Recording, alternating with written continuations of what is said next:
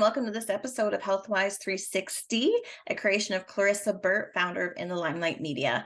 I'm your show host, Chrissy Cordingley, and you'll be able to see this interview on In the Limelight TV, which is available on Roku, Amazon Fire, Apple TV, and 100 other smart TV apps. Plus, you can listen to the audio version of this interview anywhere you listen to your podcasts. And today I'm really thrilled because I'm going to be interviewing Anne S. Woodbury, who is an author and educator.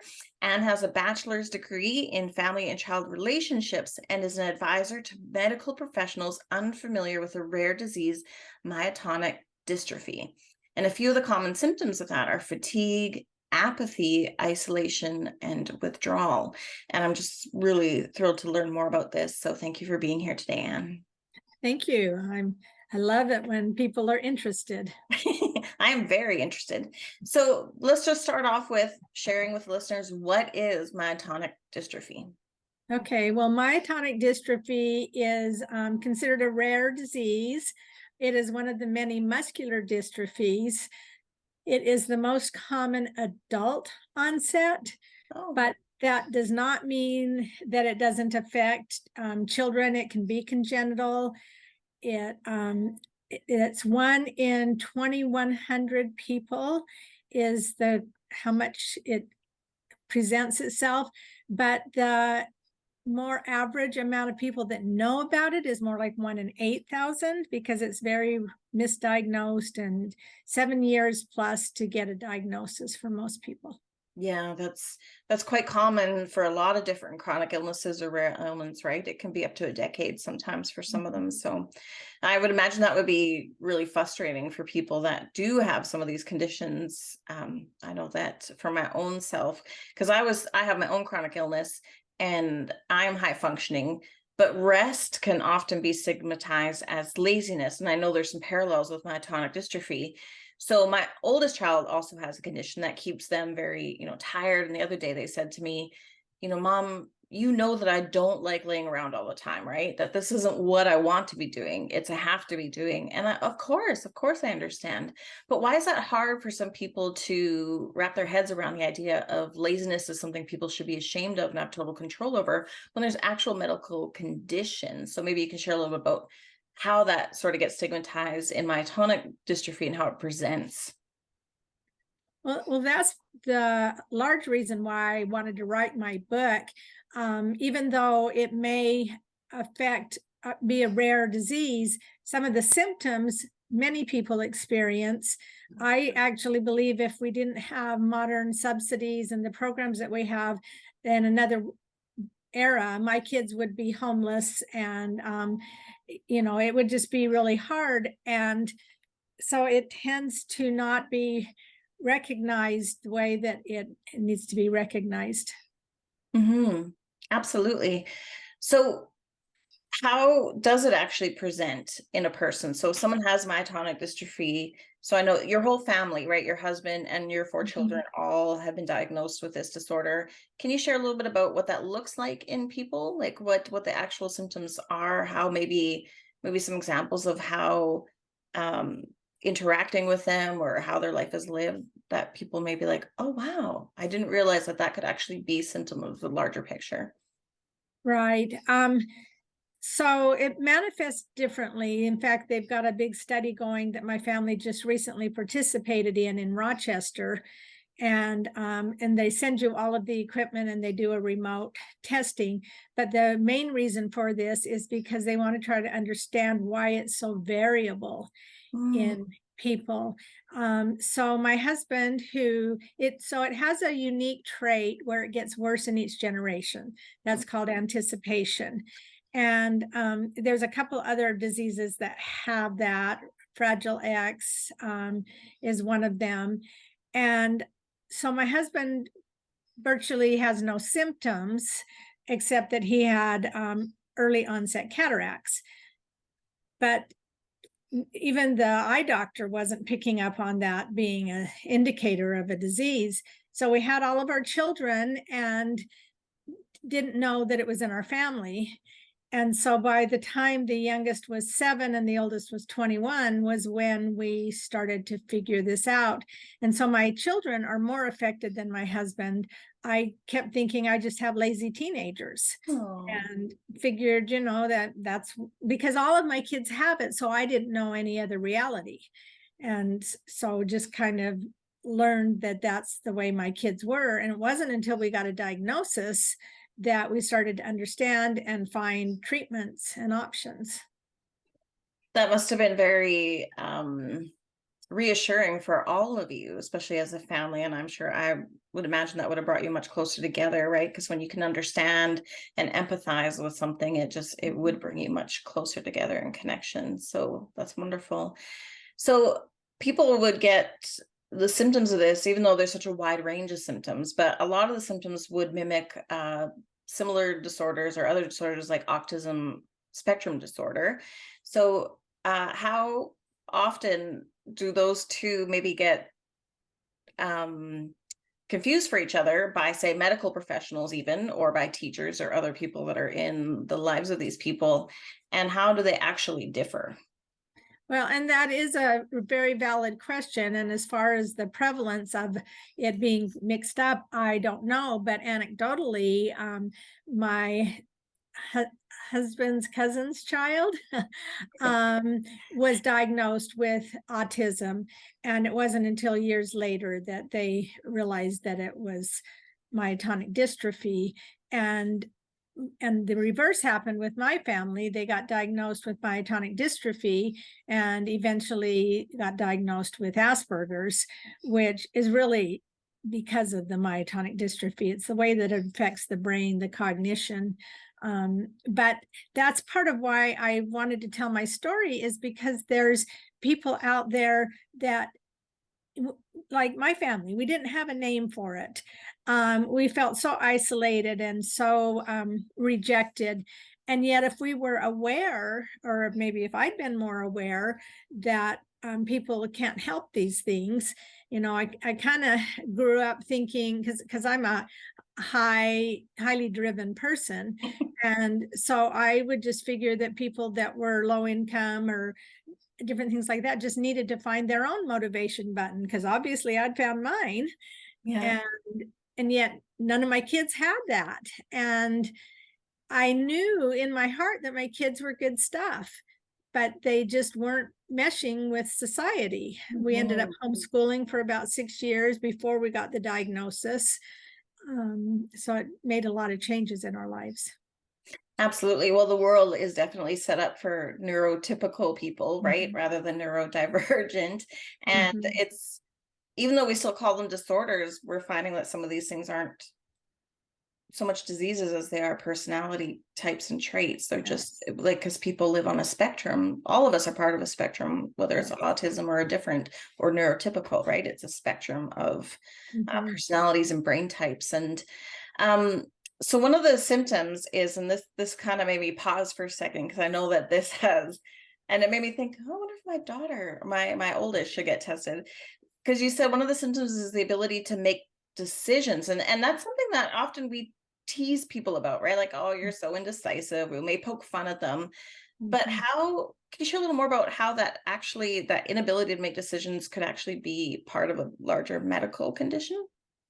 Well, it does have to do with cognition, and myotonic dystrophy affects the frontal temporal lobe, which is your executive function. And that's the same as an executive of a company. It's your ability to manage your own life. And so therefore, their ability to make decisions, they wouldn't see it as difficult because they're still processing it and still making the decision. But now it's, way later than a normal person would be. We had an opportunity where our city was doing a special at some restaurants, and they were doing a discount night, but you could only choose from 2 items on their menu instead of the whole menu that were at that discounted price.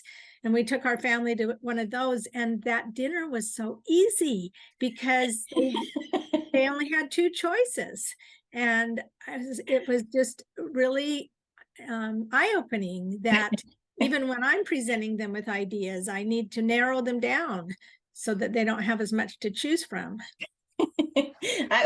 I'm vegan, which is totally unrelated to this, but I relate to that because people are like, well, Doesn't it bother you not having so many selections when you go out to eat? I'm like, no, it is so much easier because Yeah, there's one or two things. It makes me so less stressed when I go out uh, to eat. right, The exactly. less choices, it's just the choice is done for me. This is much easier, so much Hmm. easier. You Hmm. know, I really love that your work is empowering. So it's empowering these people that maybe have, like you said, felt rejected for just being who they are, or judged for being different or having a different time frame for how they operate, right, cognitively. And you really help people realize that they can put in place self-care routines that make sense for their own individuality. And I know even myotonic dystrophy appears different in everybody as well. So they do have to be individual and they do have to decide. So how can people with myotonic dystrophy really start creating their own personalized self-care routine? I think for me, what it would be to recognize that these things are difficult. And if they have an option of having an advocate, Yeah. get somebody engaged that can help them streamline some of the things that they have to do, because even their self-awareness is affected. And my two youngest, who are the most affected, quite frankly, don't think there's anything wrong with them. They just think that mom's figured out how to get them a monthly paycheck from the government, you Yeah. know? So their self-awareness might be limited, and yet to be open to the fact that involve somebody else that can give you some honest dialogue and feedback would be my best suggestion. Hmm. Now, just on that, so if they lack the self-awareness, can they become more self-aware as things, or is it really just we're just putting these things in place specifically, or can they develop a little more self-awareness and being like, oh, now I get it. I understand why I am this way and the world is that way, but I'm okay to be this way. Can that grow within a person with myotonic dystrophy? Yes and no. So how they're wired is how they're wired. But at the same time, with the dialogue that I have with my kids, my daughter is very self-aware. She actually is genetically affected the most, but because it doesn't carry true to the way they diagnose it. Where my two younger ones are less self-aware, but they're aware that I say that about them. And so then sometimes they'll ask for feedback, Oh. because they're aware that I'm seeing that they're missing something. And so that's really important too. If you can have a relationship where there's a lot of trust and a lot of sensitivity, it really helps. Absolutely. So, and that would lead me to the next question. So, as caregivers or parents, spouses, friends of those with myotonic dystrophy, or people perhaps that are presenting differently than a neurotypical person, how can we tell the difference between when we're enabling them or empowering them? Well, that has been the challenge of my life. And I came at this with a degree in family and child relationships. So, I should have been as prepared as anybody could be, but I all the time think of the saying about giving them wings. And so my kids are very much, especially the two that are the most affected, are very much dependent on the support of others, but they no longer live at home because we reached out and got them into public housing, which is kind of like Section 8. So their housing is subsidized, but then they get a caregiver that comes in and helps them. The worst part for them is to wake up in the morning. And so they come in and get them up in the mornings, and then also help them with planning their meals and stuff. So just being aware that there are resources out there that can help them be as independent as possible, and yet still living with what they have to deal with. Absolutely. Absolutely. That's really wonderful. So, what are some things or signs or symptoms that maybe people could look for in themselves or in their children or in the people that they love, that maybe they're just like, they're not really understanding why they're maybe impatient with them, or not understanding why they think the way they do or communicate the way they do? What are some things that people could look out for that it may be a good time to look into whether or not this could possibly be the diagnosis for them? The two most common and debilitating parts of the disease are the extreme fatigue, and then most people have a lot of GI distress. The muscles, smooth muscles in the digestive system are affected, and so the things to look for are just, if you're noticing some of those kind of things, then you could start asking questions. The sad thing is that most doctors have never, even doctors have never heard of it. And so if you're really thinking that there might be a possibility, reach out to the Muscular Dystrophy Association and have them refer you to a doctor that knows about it, because that's the only way you're going to get someone that can help you figure it out. Mm-hmm. Can you tell me, I'm just interested in the gastrointestinal, how does that present, like with the muscle and that? Does it mean that it's harder or it's easier? Like, can you just share a little more? Myotonia is the inability of the muscles to stop firing. So when my kids do this, they can't quite open their hands. Oh, yes.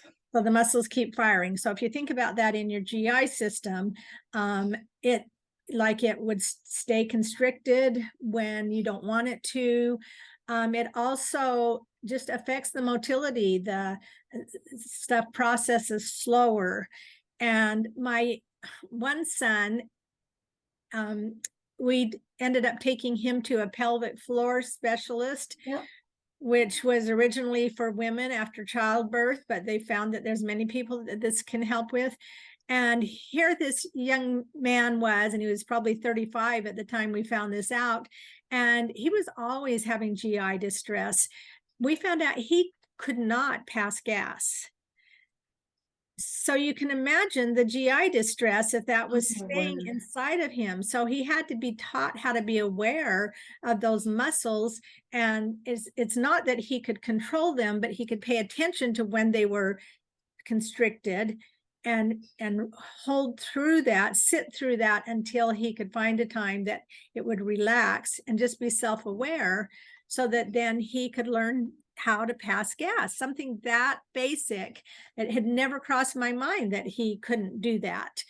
And so you can imagine how compromising and uncomfortable that would be. So this particular child is Michael, and he has a feeding tube, but he has a feeding tube because we started noticing that he was having choking episodes when the weather was hot. Oh, interesting. And the speech therapist helped us figure that out, that he was possibly dehydrated. So we gave him a feeding tube, and we used it like you assume a feeding tube is, which is just, for nutrition and everything. And he was putting on weight and it just wasn't working well.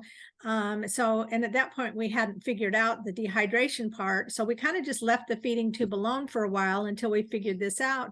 And now he uses his feeding tube 2 times a day to put, I think more than probably about 32 ounces of water in through his feeding tube twice a day. And then he can eat normally because his muscles work because he has hydration.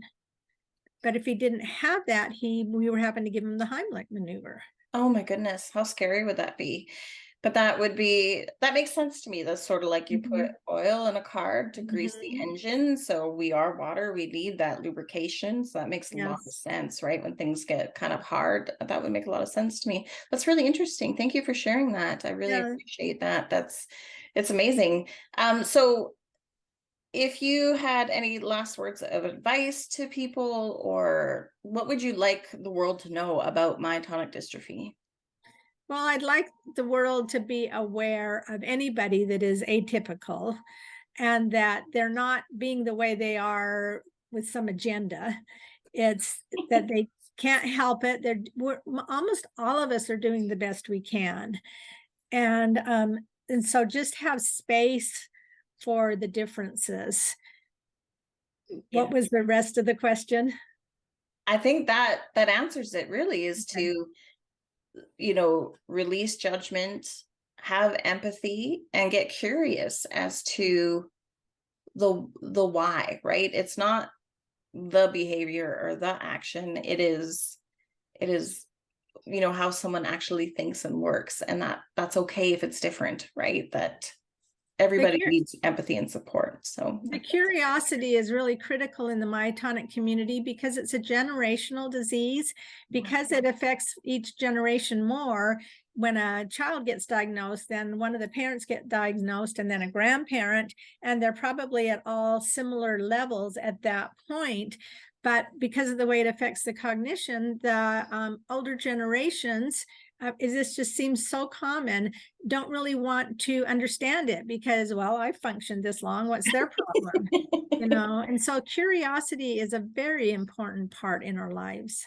Absolutely. Yeah, that I had to struggle so other people should. Yeah, it's an interesting dynamic, but I guess it's also part of the disease too, is you think certain ways, and then it can be hard to just, I mean, it's a product of the disorder itself, I would imagine. So really, really interesting. I really appreciate you being here. Thank you so much for sharing this wonderful information. And where can people find you and learn more about the services that you offer? So my book is online. It's Surviving Myotonic Dystrophy, and you can get that on Amazon. You can also follow my blog at annswoodbury.com or mycausemyfamily.com. And you can follow me on Facebook, Instagram, and Twitter. Awesome. Thank you so much. And it was really such a pleasure to have you here with us. Thank you.